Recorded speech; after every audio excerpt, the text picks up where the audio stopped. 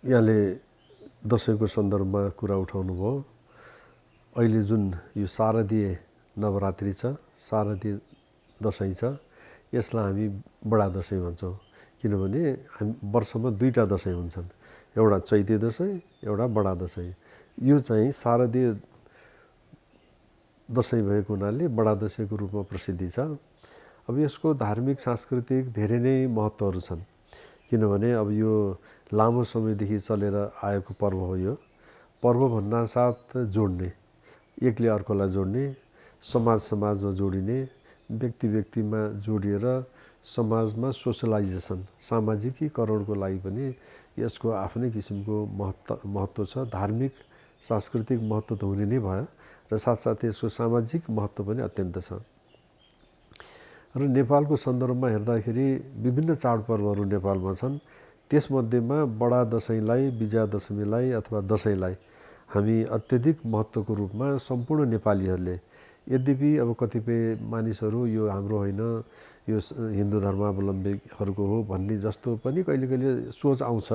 तर त्यो त्यति ठुलो समूहमा नभइकन कतै जसकलातिरबाट आउने भए हुनाले अब समाजमा विभिन्न थरीका विचार, विभिन्न थरीका मान्छे भएको सन्दर्भमा त्यो आउनु, त्यसलाई अस्वाभाविक भन्न मिल्दैन।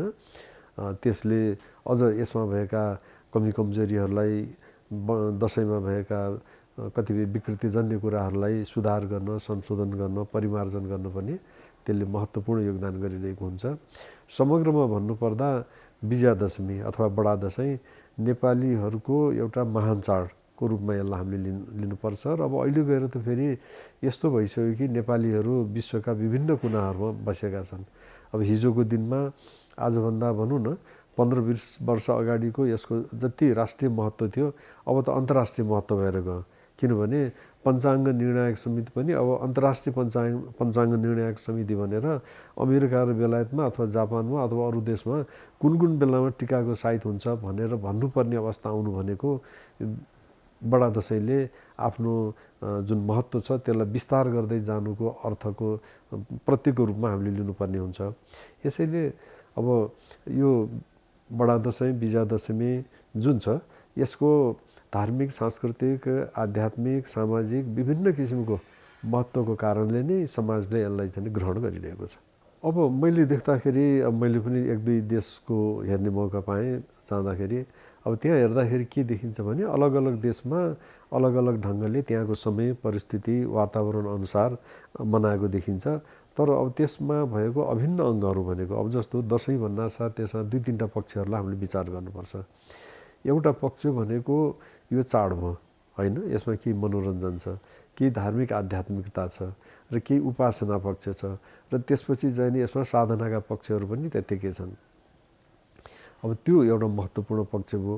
अब अर्को चाहिँ नि विजया दशमी पछि पूर्णिमासम्मको टिका टालोको क्रम छ।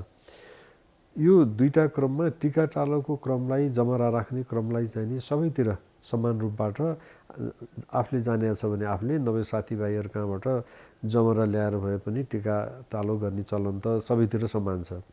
तर अब त्यो मान्ने सन्दर्भमा अब नेपालीहरूको जुन आनी बानीहरू छन् त्यसमा अब जसले यसको धार्मिक आध्यात्मिक पक्षलाई बुझ्यो, यसलाई साधनाको रूपमा लियो, त्यस्ता व्यक्तिहरूले चाहिँ नि यसलाई फेरि यो विजया दशमीलाई एउटा साधनाको, आफूले आफूलाई चिन्ने, किनभने यो पर्व भनेको अत्यन्त महत्त्वपूर्ण पर्व हो। त्यो साधनाको जुन 9 दिन छ, त्यो 9 दिनमा उसले आफ्नो जीवनलाई फेरि पुनर्ताजगी गर्ने, नवीकरण गर्ने, हरेक वर्ष नवीकरण गर्दै जाने र त्यसले ऊर्जा प्राप्त गर्ने, त्यो शक्ति प्राप्त गर्न सक्ने एउटा साधनाको पर्व पनि हो। त अहिले गएर चाहिँ बाह्य कुराहरू, टिका टालो, आशीर्वाद अथवा खाने पिउने मोज गर्नेमा चाहिँ सबैतिर उस्तै जस्तो देखिन्छ। तर त्यो भित्रको जुन महत्त्वपूर्ण तत्त्व छ, त्यो भित्रको साधनाको पक्ष छ, त्यो भित्रको जुन एउटा महत्त्वपूर्ण गरिमामय पक्ष छ, ज्ञानको पक्ष छ, त्यो ज्ञानको पक्षमा चाहिँ नि फेरि हामी कहीँ न कहीँ चुकिरहेका छौँ। अब यसो भन्दै गर्दाखेरि उजुबेदेखि नेपालमा चाहिँ नि त्यो सबै त्यस साधनाको पक्षलाई नै महत्त्व दिन्छन् कि भन्ने कुरा आउन सक्छ। त्यसमा यहाँ पनि चुकिरहेको देखिरहेको छु मैले। र यसको बाह्य पक्षलाई नै महत्त्व दिएको देखिन्छ। अब सरकारी स्तरबाट पनि बाह्य पक्षलाई, त्यसपछि अब जनजीवनमा पनि त्यस्तै गरी बाह्य पक्षलाई जोड दिएको हामी देख्छौँ। खाऊ पिउ मोज गरेको सिद्धान्तमा गएको जस्तो लाग्छ। तर वास्तवमा भन्ने हो भने यो एउटा महत्त्वपूर्ण साधनाको पक्ष भएको हुनाले आफूले आफूलाई चिन्ने र त्यो चिन्ने क्रम भनेको ईश्वर, जगत र आफू, यो तीनटा पक्षको जुन त्रिवेणी छ त्यो चिन्ने यो एउटा महत्त्वपूर्ण चाड हो, महत्त्वपूर्ण पर्व हो। अब यो चाहिँ नि यसमा मनोरञ्जन त जरुर छँदैछ, केही न केही रूपमा मनोरञ्जन छ। सामाजिकीकरणको त एउटा महत्त्वपूर्ण पक्ष नै भइहाल्यो, किनभने अब कैयौँ वर्षदेखि नगएको ठाउँमा कोही मामा घर जालान्, कोही ससुराली जालान्, कोही हजुरबाको घर जालान्, होइन, कोही चाहिँ नि आफन्त कहाँ जालान्।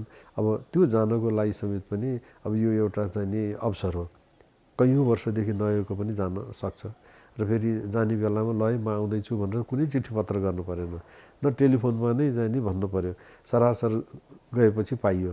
अरू बेला चाहिँ किन आएको भनेर सोध्छन् भने दसैँमा त कसैले पनि किन आयो भन्दैनन्, किनभने आशीर्वाद लिन आयो होला, टिका थाप्न आएको होला, मभन्दा कान्छो भयो हुनाले टिका लाउन आयो होला भन्ने सम्झिन्छ। यसैले यसको यो जुन पक्ष छ त्यो चाहिँ मलाई लाग्छ अत्यन्त महत्त्वपूर्ण, अत्यन्त चाहिँ नि अब यो गुड रहस्यले भरिएको छ। सम्भवतः यस्तो किसिमको चाडपर्व विश्वमा पाउन दुर्लभ छ। यसमा जीवन्तता भरिएको छ, जीवन्त छ यो। यसले गर्दाखेरि पनि यसलाई बडा दसैँ, ठुलो दसैँ अथवा विजया दशमी भनेर हामी नेपालीहरूले मान्ने गरेको हो। सधैँ नै समाजमा देखिने एउटा चाहिँ नि पक्ष हो त्यो, किनभने सबैसँग हुने खाने छन् भन्न मिल्दैन, अब सबै नै पुगिसरी आएका छन् भन्न पनि मिल्दैन।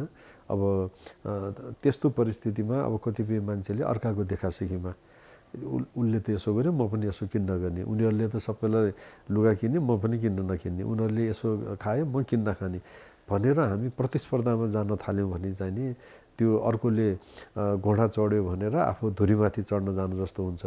अब त्यसको लागि चाहिँ नि आफ्नो क्षमता, गच्छ र साथसाथै चाहिँ नि त्यो परिस्थितिलाई पनि हेर्नुपर्ने हुन्छ। यसले गर्दा ऋण लिएर ऋणमा डुबेर चाडबाड मनाउनुपर्छ भन्नेमा चाहिँ म छैन, किनभने त्यो कसैले चाहिँ नि मनाएको छ भने राम्रोसँग मनाएको छ भने उसले आफ्नो ढङ्गले मनायो, हामी आफ्नो ढङ्गले मनाउन सक्छौँ। अब कसैले आएर चाहिँ नि तैँले कसरी मनाइस्, किन मनाइ, यसपटक त अलिक कम गरिस् नि भन्ने त छैन। त्यो सोच भनेको व्यक्तिको हो। जो व्यक्तिले नै मान्या हुन्छ त्यो घरमा अथवा चाहिँ नि मैले मानि या मानिनँ भन्ने सोच समझ राख्छ, त्यस्तो व्यक्तिले अरूले यसो भन्यो कि त्यसो भन्यो कि भन्ने त्यो एउटा शङ्का मात्रै हो।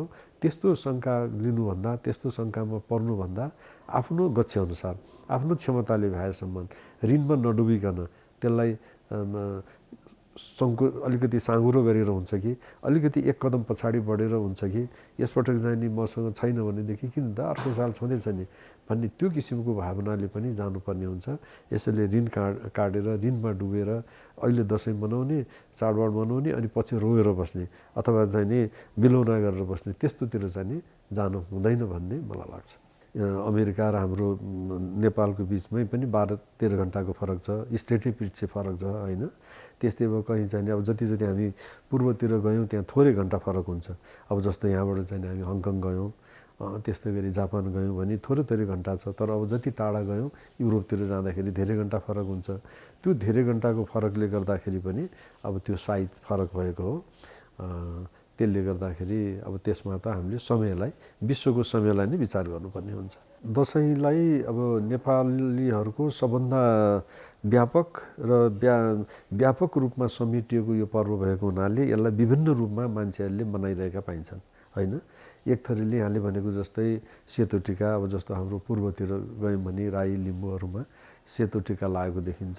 अब त्यो सेतो टिकाको उहाँहरूको अर्थ गराइ चाहिँ त्यो रातोमा अलिकति चाहिँ नि नेगेटिभिटीको सङ्केत छ, त्यसले चाहिँ नि कसैको काटमार, कसैको चाहिँ केही भन्ने भावनाले त्यो किन लाउने, त्योभन्दा त बरु चाहिँ सेतो नै लाउने भनेर उहाँहरू सेतोलाई जोड दिनुहुन्छ। अनि त्यो टिका पनि फेरि चाहिँ नि ठ्याक्क निधारमा टक्क लगाउनुभन्दा निधारभरि नै चाहिँ नि लगाउने चलन उतातिर छ। अब फेरि अर्कोतिर रातो टिका, रातो भनेको चाहिँ शुभको सङ्केत, रातो भनेको चाहिँ नि अलिकति साध्वीताको सङ्केत, रातो भनेको वीरताको सङ्केत, रातो भनेको फेरि चाहिँ नि माङ्गलिकको सङ्केत भनेर रातो टिका लाउने चलन छ एकातिर। त्यस्तै अब जमरा भनेको चाहिँ नि हाम्रो शास्त्रहरूमा के भनेको छ भने अन्नम ब्रह्म भनेको छ, अन्न नै ब्रह्म हो। त्यसैले त्यो अन्न मध्येको पनि सबभन्दा प्रमुख जौ। अब जौ हाम्रो कुनै पनि पर्व पूजाहरूमा जौ बिना त चल्दैन। यसैले त्यो जौलाई त्यत्रो महत्त्व दिएको छ। अब त्यो महत्त्व दिएको हुनाले जौको प्रसाद ग्रहण गर्ने, अब 9 दिनसम्म चाहिँ नि पूजाआजा देवी दुर्गा भवानीको पूजाआजा गर्दा, पूर्ण कलशको पूजाआजा गर्दा जमरा पनि स्थापना गरेर पूजा गरिन्छ। 9 दिनसम्म छोपेर राखिने हुनाले त्यो जौलाई उमारिन्छ र त्यसपछि त्यही जौलाई नै प्रसादको रूपमा ग्रहण गरिन्छ। अब यव संस्कृतमा यव भन्छन् त्यसलाई। अब त्यो यव भनेको चाहिँ नि प्राचीन अन्न मध्येको एउटा हो र फेरि पवित्रम मध्येको एउटा हो, किनभने हाम्रो कुनै पनि पूजाआजामा चाहिन्छ। यसैले त्यो पूजाआजामा यो दसैँमा पनि चाहिँ नि जमरालाई नै स्थान दिएको छ। यद्यपि अब कतिपय जात जातिहरूमा चाहिँ नि त्यो जौको ठाउँमा मकै पनि राख्ने, अरू अन्न पनि राख्ने चलन छ, तर अधिकांशले चाहिँ नि जौलाई नै प्राथमिकता दिएका हुन्छन्। अब त्यो जौको चाहिँ नि अब अहिले वैज्ञानिकहरूले त्यसलाई चाहिँ नि अनेक रूपबाट अध्ययन अनुसन्धान गर्दै जाँदा जौमा जुन त्यसको चाहिँ नि गुण छ, स्वास्थ्यलाई पनि चाहिँ नि राम्रो गर्ने। अब जस्तो चाहिँ अहिले भनौँ न बिरामीलाई के खानिदिने भन्यो भने ओट भन्छन्। अब ओट भने त्यही जौबाट बनेको। अब हामीले चाहिँ नि खालि टाउकोमा प्रसादको स्वरूपमा मात्रै लाएर बस्यौँ, अरूहरूले त्यसको चाहिँ नि महत्त्व, त्यसको चाहिँ नि गुणलाई चाहिँ नि जानेर त्यसलाई विविध रूपमा प्रयोग गरेर त्यसबाट अब आर्थिक उपलब्धि पनि गरिरहेका छन्। तर हामीलाई हाम्रा पुर्खाहरूले, हाम्रा पूर्वजहरूले, हाम्रो परम्पराले उहिलेदेखि नै ल है जमराको महत्त्व छ भन्ने कुरा त सिकाइसकेको रहेछ। अब यसैले त्यो जमराको चाहिँ नि स्वास्थ्यको दृष्टिकोणबाट, धार्मिक दृष्टिकोणबाट र अनि अर्को चाहिँ नि औषधीय गुण पनि त्यसमा भएको हुनाले जौलाई प्राधान्यता दिएको हो र यसैले विजया दशमीमा हामी चाहिँ नि जौलाई प्रसादको रूपमा राख्छौँ। र अब कतिपय त फेरि त्यो दसैँको जुन जमरा छ त्यसलाई सुरक्षित पारेर अनि आउने तिहारमा पिँधेर भाइ दिदीभाइको बिचमा चाहिँ नि टिका लाउँदाखेरि त्यसकै हरियो पनि लाउने चलन हाम्रो नेपालमा छ। यसैले चाहिँ नि जौको अत्यधिक महत्त्वकै कारणले त्यसो भएको हो। बलि भनेको वास्तवमा बलि मात्रै शब्दको प्रयोग गऱ्यौँ भने त्यहाँ पशु आउँदैन। बलि भनेको चाहिँ नि त उपहार हो, होइन? उपहार, भगवान्लाई उपहार दिने, त्यस अर्थमा बलिको चलन छ। अब बलि भनेको बलिदान, राष्ट्रको लागि बलिदान दिनु पर्यो भनेदेखि तयार हुनु पर्यो, होइन? त्यस अर्थले चाहिँ नि राष्ट्रको लागि योगदान दिने, राष्ट्रको लागि बलिदान दिन पनि तम तयार रहने भन्ने अर्थमा आउँछ। अब त्यहाँ पशु भन्ने जुन जोडिन्छ यो चाहिँ नि फेरि यहाँले भनेको जस्तै अब शास्त्रमा, अब शास्त्र पनि कुन कुनलाई शास्त्र भन्ने अनगिन्ती शास्त्रहरू छन्। अब त्यो अनगिन्ती शास्त्रमा सात्विक विचार राख्नेहरूले, सात्विक भाव राख्नेहरूले त्यो अनगिन्ती शास्त्रबाट पनि राम्रा कुराहरूको सङ्ग्रह गरेर यो पशु बलि भनेको राम्रो होइन भन्ने अर्थ निकालेको छ, होइन? किनभने कसैलाई मार्नु काट्नु त धर्म हुन सक्दैन। यदि कसैलाई मारेर काटेर धर्म भयो भने त फेरि पाप भनेको केलाई भन्ने, होइन? पुण्य भनेको केलाई भन्ने। यसैले त्यो अर्थले हाम्रो शास्त्रहरूमा फेरि सात्विकतालाई असाध्यै ठुलो प्रश्रय दिएको छ। किनभने यदि असल व्यक्ति कोही बन्न चाहने हो भने, यदि कसैले अरू सबै समान रूपबाट म पनि बाँचौँ अरू पनि बाँचुन् भन्ने भावना देख्न चाहने हो भने र उदारचरितानां वसुधैव कुटुम्बको भावना राख्ने हो भने सबैप्रति समान व्यवहार, सबैप्रति समान भाव, समदृष्टि राख्नुपर्छ भनेर हाम्रै शास्त्रहरूले सिकाएका छन्। तर समाजमा फेरि एक थरी यस्तो मान्छे हुन्छन् कि राजसी सोच भएका, होइन? खाउँ पिउँ मोज गरौँ, त्यस्तै चाहिँ नि त्योलाई मारेर मेरो चाहिँ नि शक्तिलाई बढाउँछु भन्ने खालका सोच भएका पनि मान्छे हुन्छन्। अब त्यस्तो मान्छेहरूको लागि चाहिँ नि अब देवी भागवत जस्ताले, चण्डी जस्तोले फेरि त्यहाँ पूजाको प्रसङ्गमा पशु बलिका कुराहरू पनि आएका छन्। तर अब अहिले हामी 21औं शताब्दीमा छौँ।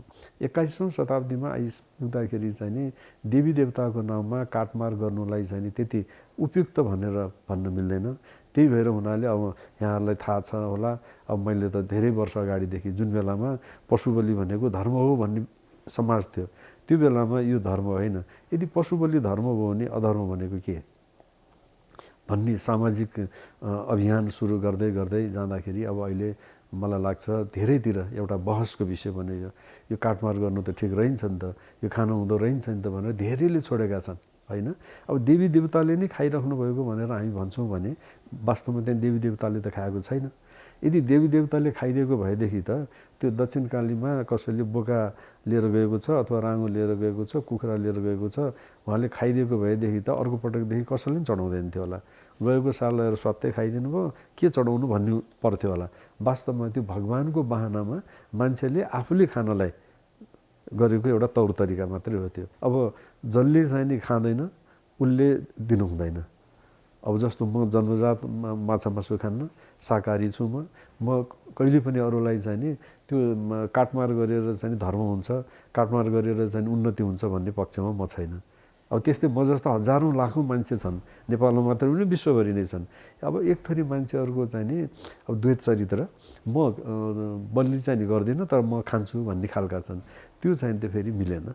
किनभने आफूले जे काम गर्दाखेरि आफ्नो आत्माले शान्ति पाउँदैन, आनन्द पाउँदैन, त्यस्तो काम अरूलाई गर्नुहुन्छ भनेर भन्नु त त्यो ठिक भएन।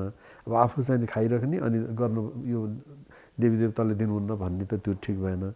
अब फेरि एक थरी अर्को छन्, म चाहिँ नि खान्न तर खानु त्यो काट्नुहुन्छ भनेर भन्छु भन्ने पनि छन्, फेरि त्यो पनि ठिक भएन।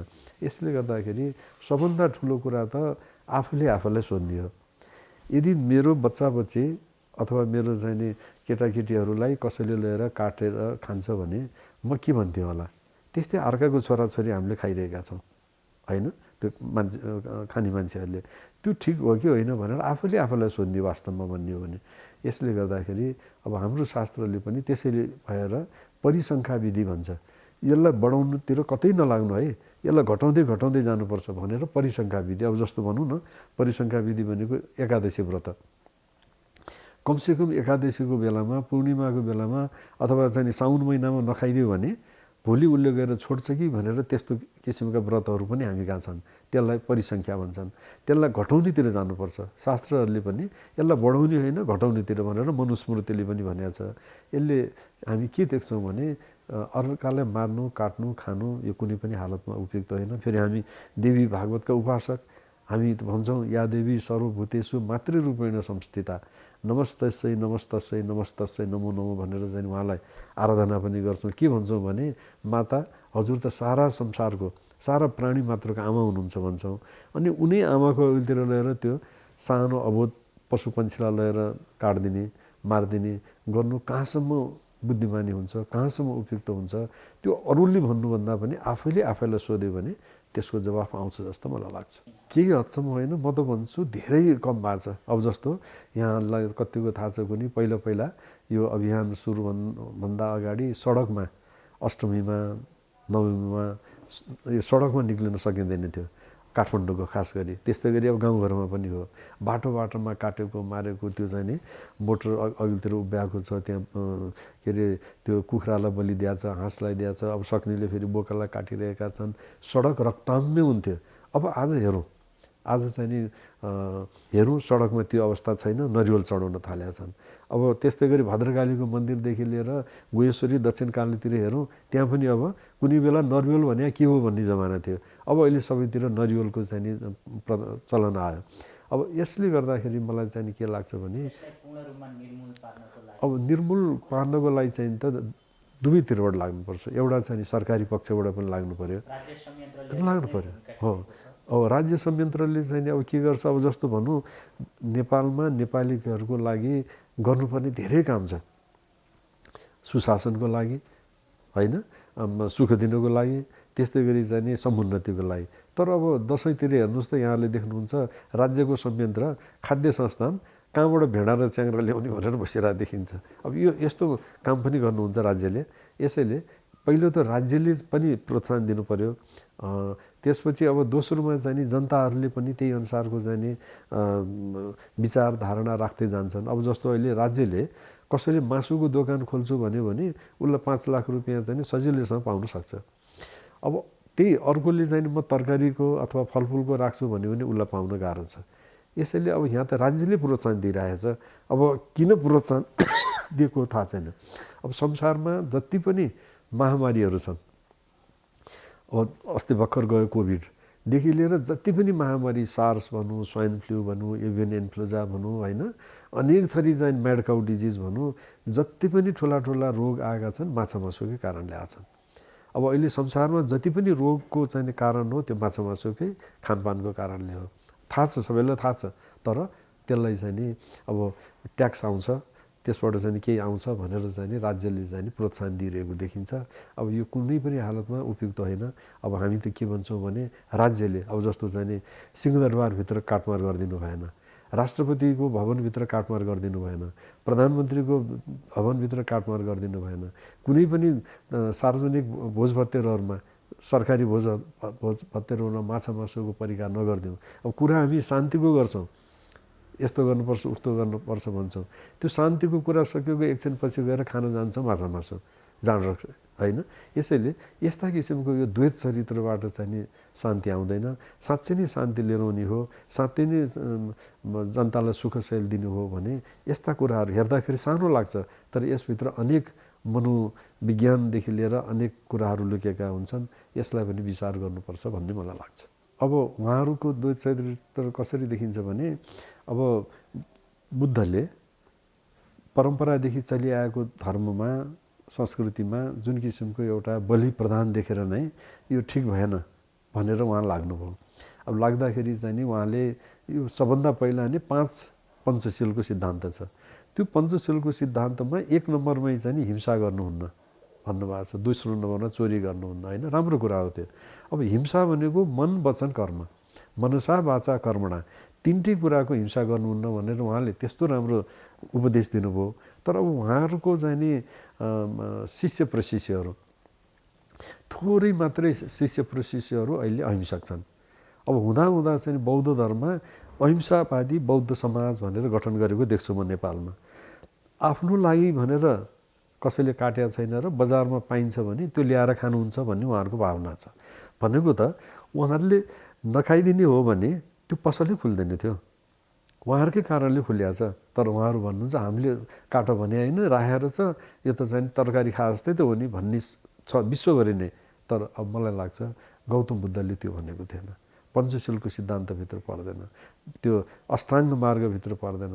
4 आर्य सत्य जस्ता चाहिँ आर्य सत्य, आर्य भनेको महान सत्य बताउने गौतम बुद्धले त्यसैले त्यस्तोलाई प्रोत्साहन दिएको चाहिँ नि हो भन्ने मलाई लाग्दैन। यसैले जसरी सनातन हिन्दू धर्मावलम्बीहरूमा अलमल छ, त्यस्तै गरी बौद्ध अब मा पनि चाहिँ नि म अलमल देख्छु।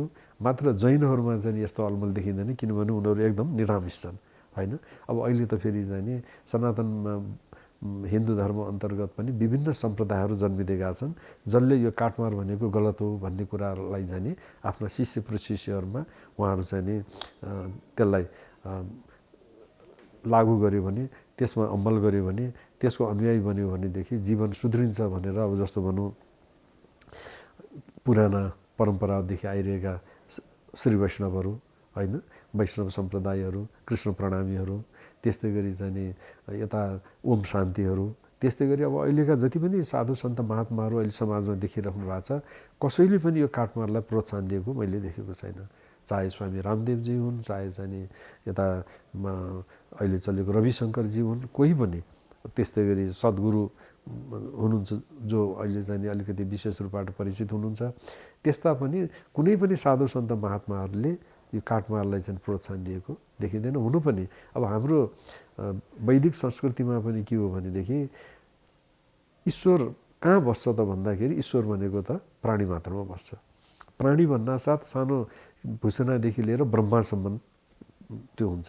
यसैले त्यस्तो बसेको जहाँ छ ऊ त मै जस्तो हो नि, त्यसैले मलाई चाहिँ काट्दाखेरि दुख्छ भने उसलाई पनि दुख्छ, मलाई कसैले नमिठो बोल्दाखेरि मेरो चित्त दुख्छ भने उसलाई पनि दुख्छ।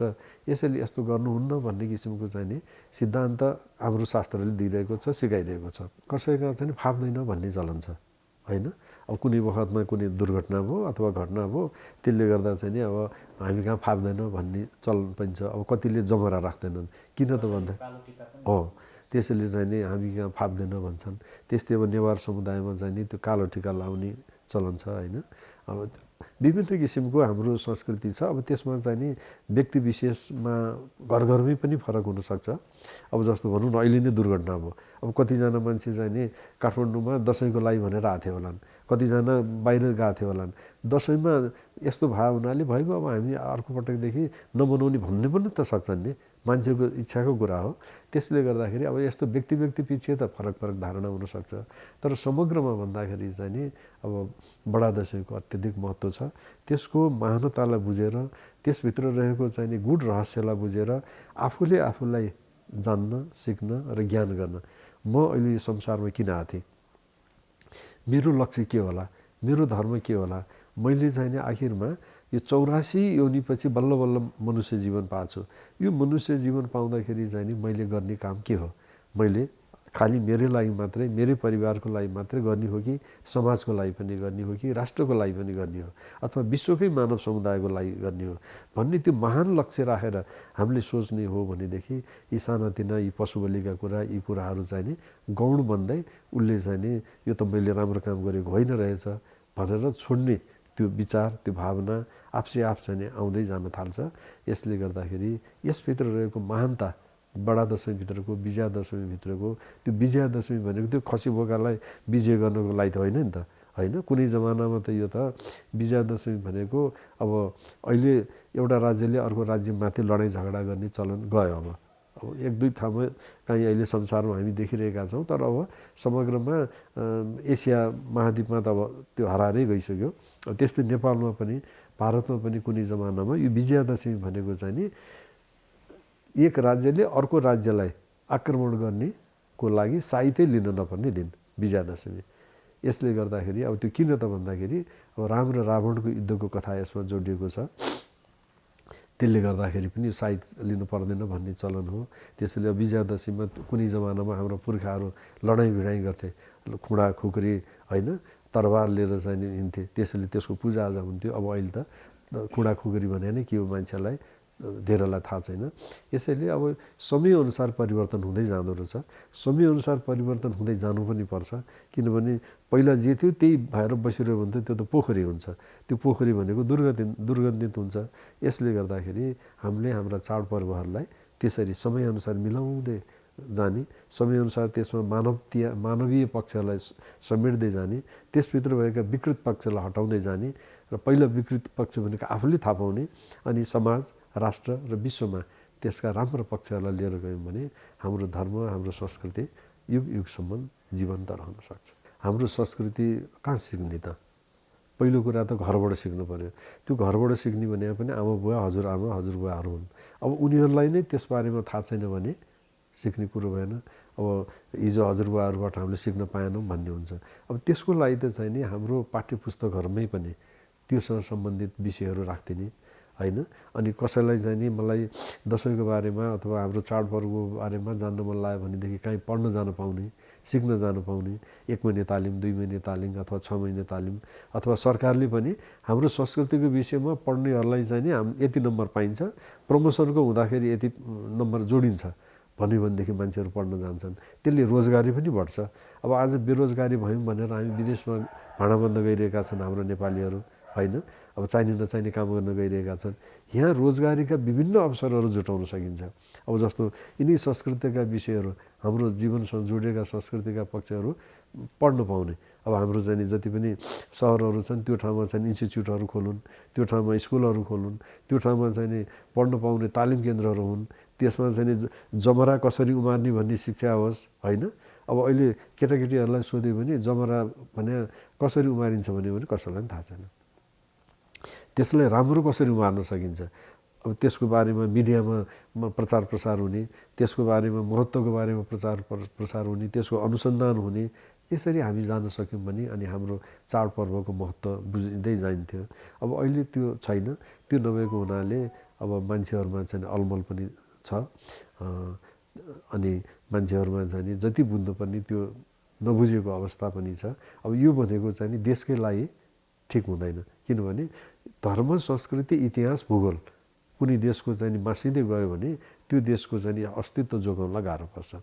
यो कुरालाई चाहिँ अब राज्य शासनमा रहनेहरूले र साथसाथै अब देशको लागि केही नेतृत्व गर्छु भनेर हिँड्नेहरूले पनि बुझिदिनुपर्छ। अब हामी कहाँ त्यो चाहिँ सधैँ के भयो भने सधैँ आलोचना गरेर बस्यौँ, त्यसभित्रको विकृतिलाई सुधार गर्नतिर हामी लाएनौँ। यो नराम्रो यो नराम्रो यो नराम्रो भन्यौँ, त्यो नराम्रो कुरालाई हटाएर राम्रो कुरा बढाउनेतिर चाहिँ हाम्रो राज्य व्यवस्था कहिले पनि लागेन। त्यसको लागि चाहिँ लाग्नुपर्छ भन्ने मलाई लाग्छ। अब म विभिन्न किसिमको कामहरूमा छु। अब मैले अघि नै भने नि यो मनुष्य जीवन भनेको त अत्यन्त महत्त्वपूर्ण हो। अब मेरो आफ्नो विषय त पढ्ने पढाउने हो। अब अहिले अवकाश प्राप्त छ। अब यो बेलामा के गर्ने त? यो हातखुट्टा चलुन्जेलसम्म त केही न केही राम्रो काम गर्नुपर्छ भनेर समाजसेवाको क्षेत्रमा अब जस्तो मठ मन्दिरको संरक्षण सम्वर्धन यहाँले देखिरहनु भएको छ होला, 32 पुतलीको राम मन्दिर, त्यस्तै अर्घाखाँचीको परशुरामेश्वर मन्दिरको अब कुन अवस्था थियो त्यो बेलामा। अब अहिले यहाँले देख्नुभयो भने एउटा पर्यटकीय क्षेत्र बनेको छ होइन। अब 32 पुतलीको राम मन्दिर नेपालको सफा सुग्घर मन्दिर मध्येको एउटा बनाउन सफल भयो 32 वर्षको प्रयासपछि। त्यस्तै गरिकन पशुपन्छीहरूको कल्याणको लागि पशुपन्छीप्रति निर्दयता रोकाट समाज जुन बेलामा नेपालमा संस्थागत रूपबाट पशुपन्छीको लागि कुनै संस्था नै थिएन, त्यो बेलामा 48 सालमा हामीले स्थापना गऱ्यौँ। अब अहिले कमसेकम यो दुखी कुकुर, गाई, बस्तु, बिराला, बाँदरहरूको सेवा गरेर बसिरहेको छ होइन। त्यस्तै गरी मानव सेवाको लागि सडकमा मान्छे यत्तिकै अल्पत्र छन्, उनीहरूलाई के गर्ने त भन्दाखेरि सर्वोत्कृष्ट जीवन शाश्वत चिन्तन भन्ने एउटा संस्था, साँचो जीवन निर्माण अभियान भन्ने स्थापना गरेर त्यसकै माध्यमबाट त्यसकै अन्तर्गतमा यहाँले सुनिरहनु भएको होला मानव सेवा आश्रम। मानव सेवा आश्रमको स्रष्टा द्रष्टा जे भनौँ त्यो बनेर चाहिँ नि त्यसको प्रमुख संरक्षक भएर अहिले देशभर करिब करिब 26 ठाउँमा आश्रम स्थापना भएको छ। त्यस्तै गरिकन 16 जिल्ला कभर गर्छ त्यसले। आफ्नै 12वटा जति ठाउँमा घरहरू बनिसकेको छ। अहिले करिब करिब हरेक दिन 1600 देखि 1700 मान्छेहरूले चाहिँ नि त्यहाँ बिहानदेखि बेलुकाको भोजन पाउँछन्, औषधि उपचार हुन्छ। राज्यले गर्नुपर्ने काम, नगरपालिकाले गर्नुपर्ने काम मानव सेवा आश्रमको माध्यमबाट नेपालमा अहिले भइरहेको छ। अब त्यो काममा पनि संलग्न हुन पाएको छु। लगायत अब पुस्तक पुस्तिकाहरू अब अहिले भनौँ न गुठीको विषयमा नेपालमा गुठीको बारेमा गुठीको यत्रो महत्त्व छ, तर गुठीको बारेमा अध्ययन अनुसन्धान मैले अघि नै भने सरकारको ध्यान पुगिरहेको छैन। सरकारले सधैँ नै गुठी भनेको जग्गा जग्गा जग्गा भनेर सम्झिरहेको थियो।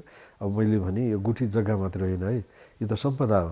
किनभने यसभित्र मठ मन्दिरको संरक्षण सम्वर्धन गर्ने क्षमता छ र हाम्रा पुर्खाहरूले राज्यलाई कुनै पनि दुःख नदिने गरिकन उनीहरूले राखेको चाहिँ जिउने भनेको जग्गा जमिन, त्यसको आम्दानीबाट मठ मन्दिर पनि चल्ने, त्यहाँका पुजारी र रैरकमीदेखि लिएर सबैलाई काम गरे बापतमा केही पाउने पनि गरेर रोजगारीको सिर्जना र अर्को चाहिँ फेरि अनेकतामा एकता।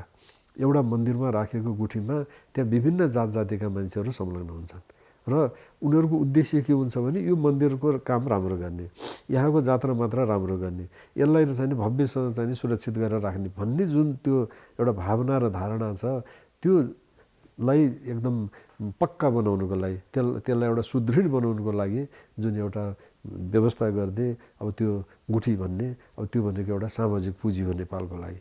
अब त्यो सामाजिक पुँजी विश्वकै लागि अनौठो छ। विश्व अब हुन त बेलायत अमेरिकामा कतिपय विश्वविद्यालयहरू 12औं-13औं शताब्दीपछि इन्डाउमेन्ट सिस्टमबाट हाम्रै गुठी जस्तै चलनबाट चलेका छन्। तर हामी कहाँ त 5औं-6औं शताब्दीदेखि नै गुठीको एउटा चाहिँ प्रौढ रूप पाइन्छ। त्योभन्दा अगाडिदेखि कहिलेदेखि चल्या होला थाहा छैन हामीलाई, तर 5औं शताब्दीमा आइपुग्दाखेरि त त्यो त एउटा प्रौढ रूपमा चाँगुनारायणको चाहिँ नि मानदेव प्रथमको 522 को विक्रम सम्वत 522 को अभिलेखमा पाइन्छ। यसैले गुठी भनेको चाहिँ नि हाम्रो जनजीवनमा भिजेको एउटा चाहिँ अत्यन्त सुदृढ र कुनै कुरालाई बलियो बनाउनु पर्यो, कुनै कुरालाई दिगो गराएर चाहिँ नि चलाउनु पर्यो भने गुठी राख्ने भन्ने जुन एउटा भावना धारणा छ त्यसकै माध्यमबाट चलिरहेको हो। तर अब सरकारले त्यसलाई बुझ्न सकेन। सम्पदा हो मुख्यतः, त्यो सम्पदाको जिउनीको लागि राखेको चाहिँ जग्गा हो। यसैले त्यो जग्गा भनेर हामीले मास्त्यौँ भने हाम्रो सम्पदा मूर्त अमूर्त सम्पदा खतम हुन्छ। त्यसैले मूर्त अमूर्त सम्पदालाई जोगाउने हो भनेदेखि गुठीलाई जोगाउनुपर्छ। गुठीलाई चाहिँ नि अब हिजो मासिसकेको गुठीलाई पनि कसरी जोगाउने, अब बाँकी भएको गुठीलाई पनि कसरी जोगाउने, त्यसरी चाहिँ हामी जान सक्यौँ भनेदेखि अब त्यसका उपाय छन्, नभएको होइन, प्रशस्त छन्। तर अब सरकार आउनु पऱ्यो, ल हामीलाई सिकाइदेऊ भन्न आउनु पऱ्यो। त्यसपछि चाहिँ नि त्यससँग सम्बन्धित व्यक्तिहरू बसेर चाहिँ नि ल यो गऱ्यौँ भने गुठी जोगिन्छ भन्न सकिन्छ। तर अब हामी कहाँ सरकार भनेको कस्तो छ भने सरकारको कान छ सुन्दैन, आँखा छ देख्दैन, मुख छ बोल्दैन। अनि त्यो एउटा चाहिँ नि के भन्ने, अब त्यो के पनि नबोल्ने सरकारसँग चाहिँ नि के आशा गर्ने, त्यस्तो पनि कहिले कहिले देखिरहेको छ। यो त अबेला भइसक्यो, धेरै अगाडि गर्नु पर्थ्यो। किनभने विक्रम सम्वत 1910 को श्रीपाद सुरेन्द्र विक्रम शाह अथवा प्रधानमन्त्री जङ्गबहादुर भएको वखतमा मुलुकी ऐन बन्यो। त्यो मुलुकी ऐनमै चाहिँ नि गुठीको परिभाषा छ। त्यहाँ के परिभाषा छ भने गुठी भनेको देवताको लागि छोडेको सम्पत्ति, त्यो निजी हुँदैन, त्यो सार्वजनिक हुन्छ, त्यो गुठी हुन्छ, देवस्व हुन्छ। त्यो देवस्वलाई मास्न पाइँदैन भनेर उहिले भनिदिया छ। भनेको चाहिँ नि निजी गुठी पनि देवस्व हो। तर अब त्यो 1910ले भनेको कानुनलाई चाहिँ नि मान्ने कोही पनि भएन। 2021 सालमा गुठी संस्थान जन्मियो, राजगुठीको लागि जन्मियो, छुट गुठी निज गुठीको लागि के पनि भएन। अनि निजी गुठीहरू चाहिँ नि पनि देवस्व है भनेर भन्दा भन्दै पनि त्यसलाई मास्न थालियो। कहिले जग्गा सट्टापट्टाको नाउँमा, यहाँको अमूल्य जग्गा छ काठमाडौँको, त्यसलाई सट्टापट्टा दियो कहाँको त भन्दा नाङ्गलीभिरको बाँदर नाच्ने जग्गा होइन। असनको राम्रो जग्गा चाहिँ गुठीको छ, त्यसलाई चाहिँ करोडौँ रुपियाँमा बेच्यो। अनि 2-4 लाखको चाहिँ कहाँ किन्यो त भन्दा 5 कालको भिरमा। अब यसरी चाहिँ नि खतम पारियो। अब त्यो चाहिँ नि 41 सालमा गुठी ऐनमा संशोधन भएर त्यो रैतानी भन्ने जुन आयो नि, अब रैतानी भन्ने आएको थियो गुठी अधीनस्थ जग्गाको लागि मात्रै। तर यहाँ के भइदियो भने गुठी संस्थानले त गर्छ भने हामी किन नगर्ने भनेर प्रतिस्पर्धा चल्यो। अब त्यो प्रतिस्पर्धामा जाँदाखेरि चाहिँ नि विभिन्न कार्यकारी आदेशहरूबाट कहिले मन्त्रीले आदेश गरिदिने, कहिले चाहिँ नि महानिर्देशकले आदेश गरिदिने, गर्दा गर्दै चाहिँ नि हाम्रा गुठीका जग्गा जमिनहरू निजी गुठीका, छुट गुठीका, अब राजगुठीका पनि ती समाप्तिको बाटोतिर चाहिँ नि गइरहेका छन्। तिनीहरूलाई जोगाएनौँ भने हाम्रो मठ मन्दिरहरूलाई जोगाउन सकिँदैन, हाम्रो संस्कृतिलाई जोगाउन सकिँदैन, हाम्रो देशलाई पनि वास्तवमा भन्यो भने गाह्रो हुन्छ। किनभने जब संस्कृति नै छैन भने अनि बिना संस्कृतिको त देश हुँदैन। अब हिजो हिन्दू राष्ट्र हुँदाखेरि पनि जति गर्नुपर्ने थियो त्यो भएन होइन, किनभने त्यतिखेर बजेट भएन।